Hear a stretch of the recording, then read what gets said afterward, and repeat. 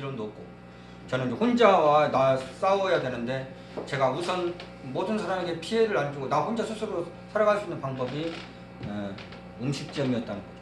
그래서 음식점 주방에도 있었고 홀에도 있었고 여기저기 다니고 요가도도 해보고 공장도 다녀보고 부동산도 해보고 학원 강사도 해보고 학원 원장도 해보고 하여튼 목욕탕에도 있어봤고 하여튼 스포츠 마사지도 해봤고 거의 이 여러 가지로 이제 직장생활을 하다가 내가 직장을 적어봤어요.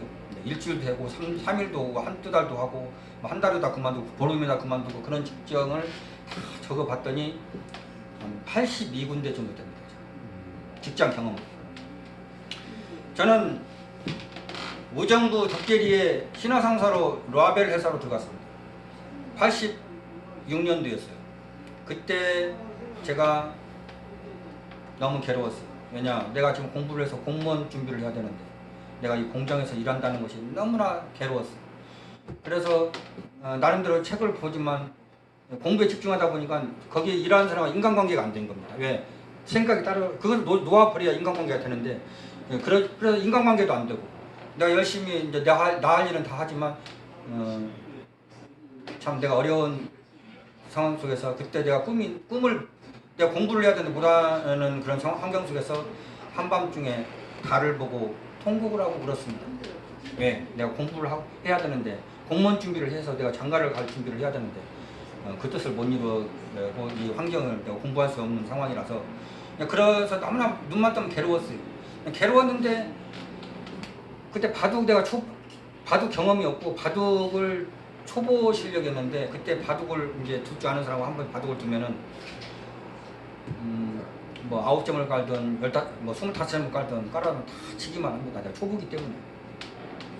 그래서 저는 바둑 두는 시간만큼은 또 이 괴로움을 잊어버리기 때문에 바둑 두는 것이 행복했어요.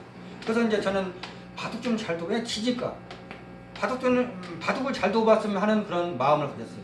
그게 눈만 뜨면 이제 비계를 올리면서 이불을 개면서 신발을 신면서 소변을 하면서 세수를 하면서 김치를 들어 먹으면서 걸어가면서 전철에 손을 잡으면서 박스를 들어 올리면서 오직 내가 바둑 한번 잘 두어봤으면 그것이 애원을 했어요. 내 마음속으로 짝사랑으로.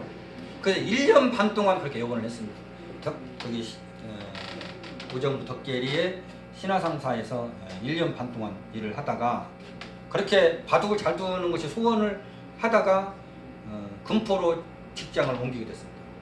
금포에 직장을 옮겼는데 그때 한국물산이라는 직장 3교대 그래서 이제 도로가상에 바둑학원이 있더라고요. 그래서 바둑학원을 한번 들어가 봤어요. 바둑을 이제 잘 배우려고 잘 두는 방법을 이제 깨달으려고 바둑학원에 들어갔는데 그때 그 원장 아들인 것 같아요. 7살 먹은 남자아이가 한 1년 반 정도 하루 종일 바둑만 공부하는 애. 그때 원장이 하는 말이 그 아이가 한 8급 정도 된다 그렇게 표현을 했어요. 바둑학원에서는 한 30급부터 시작하거든요. 바둑 급수를. 이제 일반 기원에서는 18급부터 시작한다는 말을 들었는데 이제 바둑학원 제가 한 6년간 하면서 그때 바둑학 교실에서는 30급부터 일을 급수를 시작하면 초보자를. 그때 저는 바둑 경험이 판수 경험이 그냥 이게 뭐 9점 깔고 그냥 치기만 했으니까 이겨본 적이 없어요. 저는 초보라. 그때 한 20판 이하 정도 경험을 했다고 봤을까요? 그 정도 경험을 했었던 거고 초보 실력이기 때문에 그 아이와 대결을 시켰는데 제가 그냥 흡잡고 두었죠. 만방으로 쳤습니다. 근데 그 아이 만방을 쳤는데 원장이 이제 이렇게 설명을 해드려요. 화점성석 2개, 소목정석 2개를 알려주고 저에게 3가지를 알려줬어요. 잡으려고 하지 말 것. 첫째, 그 다음 둘째, 큰 수를 들 것. 셋째, 선수를 잡을 것. 그 3마디를 설명해줬어요. 근데 저는 그 3마디를 듣고 무지무지하게 실력이 늘었어요. 감동을 받으면서 저는 저는 방법을 모르니까 무조건 막 잡으려고만 하다 보니까 내 돈도 다 잡힌 거예요. 그래서 잡으려고 하지 말 것이라는 것에 대해서 깨달았고 그 3마디를 듣고 깨달았고 그 다음날 와서 또 그 7살 먹은 아이하고 바둑을 두었습니다. 내가 흙을 잡고 백을 잡고. 그래서 저는 이제 이런 마음을 뒀어요. 잡으려고 하지 아니하지. 큰 자리가 어딘가, 선수 되는 곳이 어딘가, 그렇게 찾아가면서 바둑을 몇 점 하나하나 놓고 생각을 하면서 두었더니 제가 만방으로 이겨버렸습니다. 그 7살 아이. 그 어제까지는 내가 한 25급 정도 실력이라고 봤을 때 저는 하루아침에 10급이 되어버렸습니다. 저는 이런 현상을 저는 이렇게 개인적으로 생각합니다. 전무후무한 사건이라. 지금까지 어떤 사람도 하루아침에 25급 실력이 10급이 된 사람이 없었고 미래에도 그런 사람은 없을 것이라고 나는 생각합니다. 저는 그때 원장님 보고 어제 만방으로 친 애가 오늘 만방으로 야가 지고 있으니까 딱 쳐다보고 목나무를 들고 와서 7살 먹어서 후드를 패더라고. 왜냐면 그럴 리는 없거든요. 내가 하루아침에 실력이 늘을 이유는 없거든요. 어제 만방으로 쳤거든. 바둑의 원리가. 그러니까 이놈이 지금 네가 잘못 두어서 이렇게 마음으로 지었다고 오해를 하고 그렇게 했더라는 거예요. 근데 그 후로는 가를 계속 이겼어요. 맞두고. 그런데 원장이 나중에 미소를 띠면서 실력이 늘었네, 그렇게 표현을 했었고, 제가 그런 다음에 제가 광화문 기원에 갔어요. 일요일날 쉬는 날에 광화문 기원에 가서 기원 원장이 1급이라고 하시는데 넉점을 깔고 두었어요. 예, 어떤 넉점 깔고 두었는데 저는 실력이 없다는 걸 알고 작전과 방법에 들어갔죠. 맞붙어 싸우면 나는 다 잡힌다.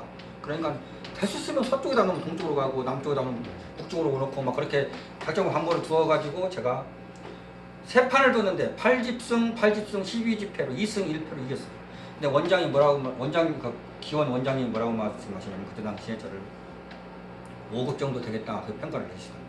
근데 제가 이제 실질적으로 기원에서 두어보니까 10급은 이기는데 9급한테는 지더라고요. 그래서 제가 하루아침에 10급이 되었다고 제가 이제 표현을 했던 거고요. 저는 이제 어떻게 이게 하다가 제가 참 공무원이라도 직장을 잡고 직장이 좋으면 장가를 갈 수가 있는데 부모한테 받는 유산도 이론도 없고 제가 돈 벌어놓은 것도 없고 어떻게 이제 바둑학원을 하게 됐어요.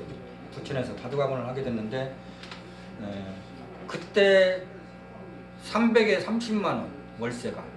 근데 바둑학원 학생들이 없다 보니까 제가 수입이 60만 원 이하, 70만 원 이하 그 정도 수준밖에 안 되고, 근데 적자 보는 상황이고 저축이 되는 상황이기 때문에 또 바둑학원을 제가 하기 위해서 이제 이것저것 돈 500만 원도 누나한테 빌렸고 해서 제가 빚진 게 한 월세 1년 이상 못 내고 하다 보니까 거의 1000만 원 가까이 내가 빚져 있는 상태고, 제가 수입은 60만 원 이하니까 경제 무능력한 상태예요.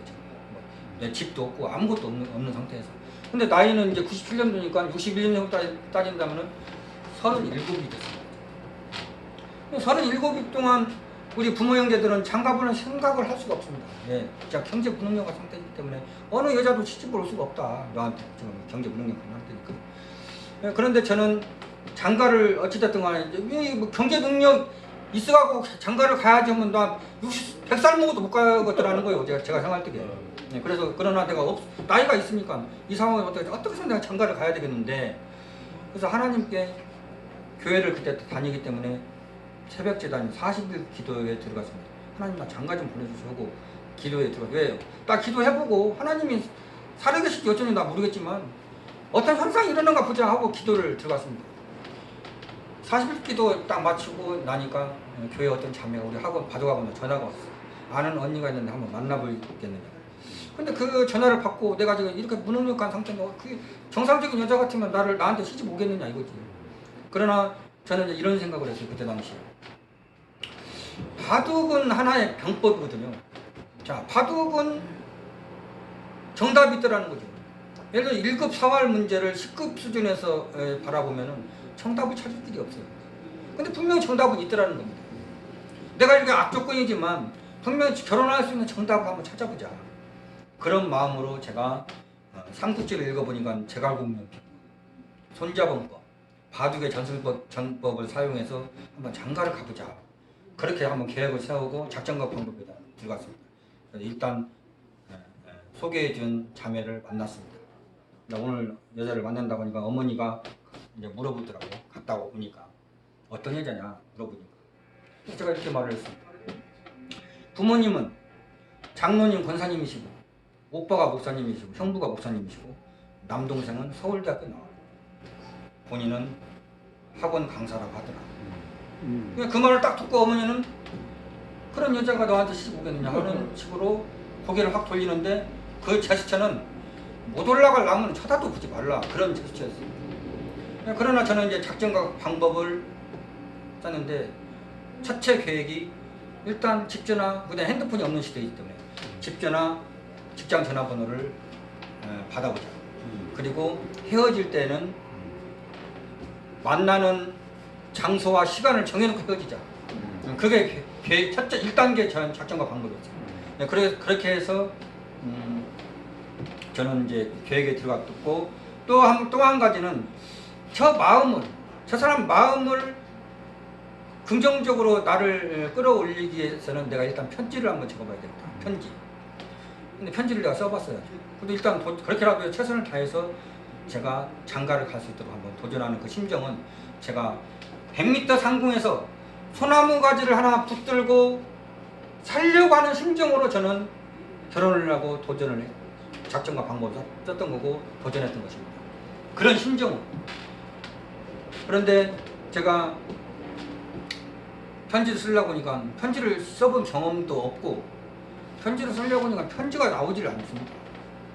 3일이 지나도 안 나오고 이제 무릎 꿇고 하나님께 먼저 기도를 했죠. 하나님, 저 자매에게 오케이 하시면 그 길을 주세요.